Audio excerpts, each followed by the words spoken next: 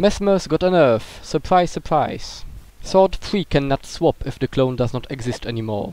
The impact is far larger than one might think. For example, you cannot swap onto a Whirling Guardian or a Thief.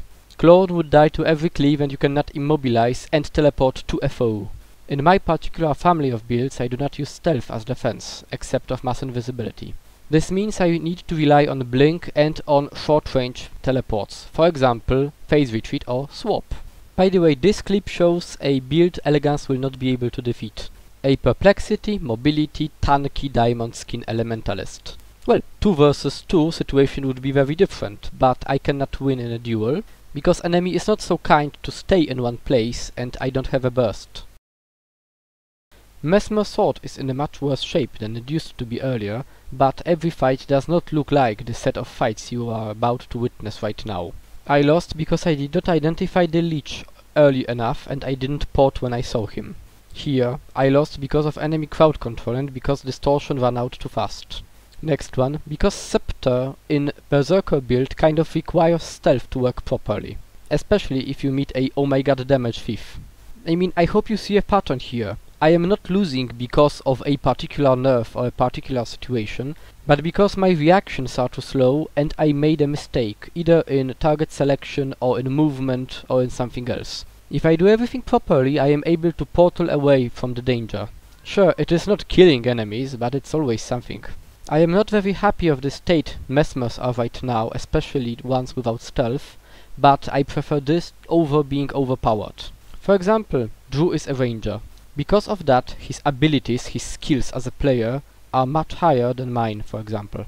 He knows positioning better, he knows how to cooperate with other players better, he knows how to use terrain, simply because he cannot rely on his profession's abilities that much. Being weaker is an opportunity to learn. And once again here, I was able to down that necromancer, but I did not notice a thief coming from behind.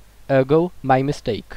It is not like Mesmer can only come, join the fight and use pistol to stun your enemy, so other players are able to execute the foe. Okay, I have to admit, I had my moments. I'm taking Rabid, I'm taking Scepter, I'm taking Perplexity runes, I'm going all condition out there. With decoy, with prismatic understanding, with everything unholy there is. But the problem would be, if I did that, I would get bored of a build very fast, and I don't have the heart to grind Ascended Rabid armor, and Ascended Rabid weapons. Some people on the forums are saying Mesmer is not viable anymore. I respectfully disagree with them. There are game modes in which Mesmer is not optimized, or in which Mesmer is not the best you can take. But I can still do some stuff, and I can still kill, and I can still escape. This is viable to me. My only opponent is myself. As long as I make mistakes, it means I have lost to my opponents. I am not on the skill ceiling yet. I still have things to learn. A player who inspired me the most, 7 Mirrors, once said something like this. I am going to play a Mesmer even if they nerf us to the level of the clone, but I will be the most badass clone there is. Where we lack direct damage, where we lacked our natural power, we can use siege, for example Ballistae here. Elegance cannot kill tanky builds, but the punch comes from the ballista. And I can control an opponent to the point conditions from Meowshi will be able to kill him. I am aware that we cannot take a 250 camp with defenders, but we can give them a fight and we can have fun fighting. One can learn only when they are defeated. Victories teach us nothing at all, only confirm that we are doing something correctly. This warrior once again did the same thing. He charged, he did not look at his environment, he did not look at his hit points, and after getting defeated, he did not even try to knock back me, so I am not able to stomp him. In a way, he was a player who allowed Meowshi to get back. He did not even try. We have stomped 3 players, while opponents did not even have to attack us. If the warriors simply stayed in the camp, we would never be able to take it. This has nothing to do with the viability of a particular build or viability of a particular class. Okay, a thief on a siege is something far more dangerous than a Mesmer on a siege, because when you are on the siege and you are invisible, I mean stealthed, then the gear icon is not visible. And now you see why we lost this fight. I have used a portal instead of using phase retreat, a mistake on my part. And here I am using leap even after being nerfed properly. Even nerfed, the skill is usable somewhat, and I can adjust to it. What loses all my fights is not bugged Mesmer skills, but my mistakes and my bad choices. One more thing to consider here. Every build has a role. Not a class, a build. Elegance is an offensive support role, not a damaging one. Here we have a fight against two thieves. One could say it is as meta in roaming as anything could be. We are a ranger and a mesmer. Those aren't two classes which are known for being best against thieves. While Drew is trying to survive, I am attritioning them and controlling them, trying to prevent them from doing more harm. Diversion Shutter combined with chaotic interruption is very good to put a thief in one place. Eventually, our defenses, Drua's defenses will run out, but at the same time enemies are quite attritioned. As long as one does not panic, this fight is possible to be won. It does not mean Ranger or Mesmer are overpowered or thieves are underpowered or anything like that. It only means that teamwork and knowing one's class and enemy classes is more important in roaming than having a meta class with a meta build. A lot of our problems and a lot of our fails could be rectified if we started using TeamSpeak, but it is not necessary. Now, nerfs or not, imagine I have managed to rectify all my mistakes I am seeing in the videos I create. Pretty viable, isn't it? We have met this Necro and a Thief about 10 times, a very good team. Yet there were instances where we were able to kill the Necromancer and sometimes both of them. In most cases, though, they were the ones who were winning. Thief deals massive damage and his interrupts and blinds are deadly. Necromancer with his chill and crowd control and extreme damage from the Lich form is also something very dangerous to fight. My hats off to enemy team here. They are very good, especially because of team communication and cooperation. Being able to find a way to defeat them was something which gave us even more joy and even more fun. They met us again later, and this time they were the ones to adapt and kill us. Our team has both condition and power damage. I am power, Miaushi is condition. Their team is oh my god control artillery, with stealth to reposition and save. If you think of a team as a basic unit of a fight, not a class or a build, every build becomes viable on every class in a particular team. The next 4.5 minutes will conclude this video, and they show two fights which, in my opinion, demonstrate the best that the Mesmer is viable. This is before Illusionary Leap nerf.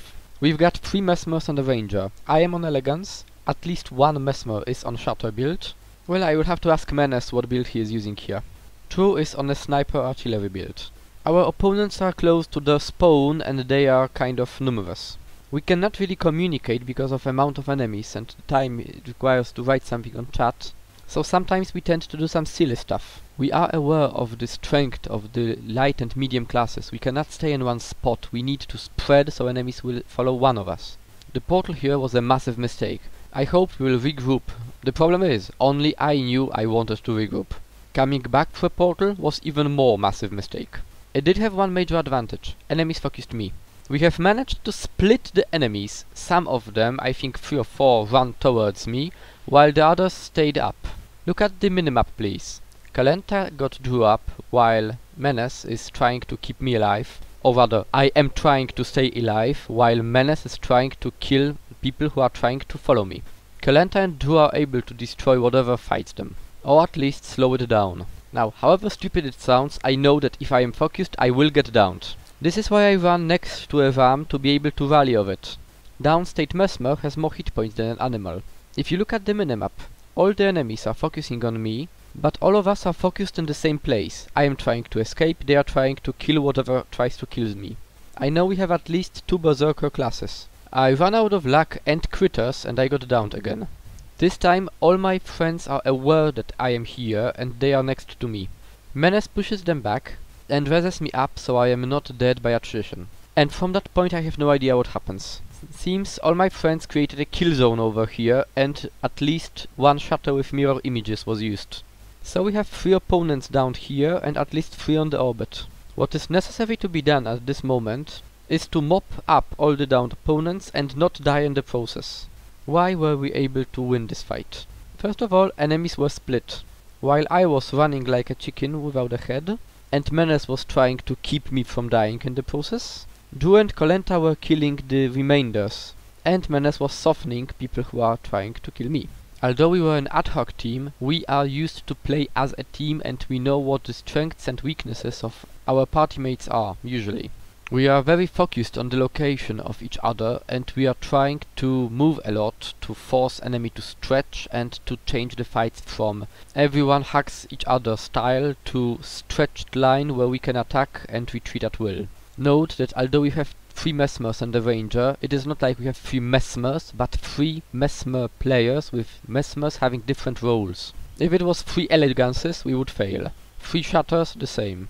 And Drew's role is very important here. If an artillery ranger is not being focused, he deals massive damage. Not to mention all this vile crowd control he is able to unleash. Now this is the same enemy team. In the beginning I have made a major, fatal mistake. I have overstretched, I have used the portal in the wrong spot. I've done everything wrong. Fortunately, the larger the mass of the enemies, the higher the chance I will be able to get up because of a critter. After I got down second time, Menace got me up. Mass invisibility hid the location of me being downed and the fact I was downed. As you can see, to get me they had to really overstretch and they had to move in strange ways. They are not the mass, we are able to cherry pick them. Now I am aware enemies are following me. I am pushing back into enemy lines so they follow me. Blinking away, getting downed from the conditions, but my allies are killing someone at the same time, so I will rally. Once again, divide and conquer, split, and after an enemy is taken, mass invisibility to mask our movements and prepare attack. Mesmer is mainly a utility class. Stacking the utility allows one to win the fight. Time warp for stomping, mass invisibility for hiding movements and saving each other. Sadly, I do not think we have any large-scale Mesmer build. The reason why Mesmer has problems in SPVP is the format itself. There is no sneaking, no team fighting, it is not like roaming. This is why thieves counter us hard over there, but in roaming Mesmer still works.